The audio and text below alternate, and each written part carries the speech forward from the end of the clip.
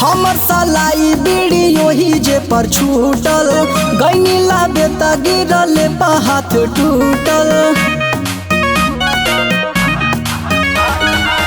हमर सलाई बीड़ी ओही जे पर छूटल गईला बेता गिरल पा हाथ टूटल। पता चल देर में सजिया के बेर में पियावा पिटाई हम लड़की के पैर में। पता चलल देर में सजिया के बेर में पियावा पिटाई हम लड़की के पैर में।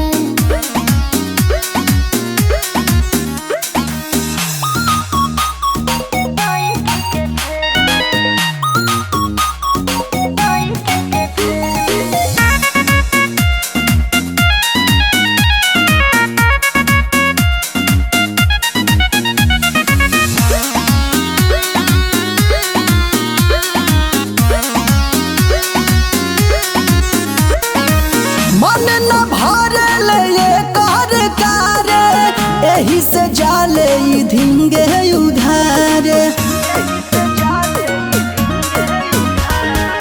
रोजे बहाना करके घर से जाले डरत रही कहीं कर ले बवाले। आई जब देर में सजिया के बेर में पियावा पिटाई हम लड़की के पैर में। जब देर में सजिया के बेर में पियावा पिटाई हम लड़की के पैर में।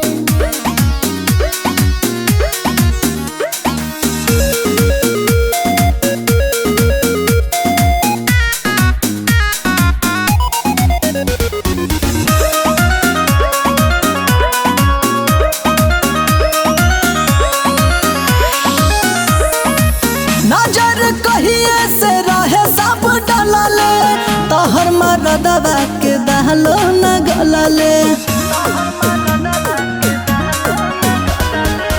मारी मारी बिटू गोड़ हाथ तोड़ले पता न सूरज कहाँ कहाँ फोड़ले। इलाज होई देर में अब के मुंगेर में पियावा पिटाई हम लड़की के पैर में। इलाज होई देर में अब के मुंगेर में पियावा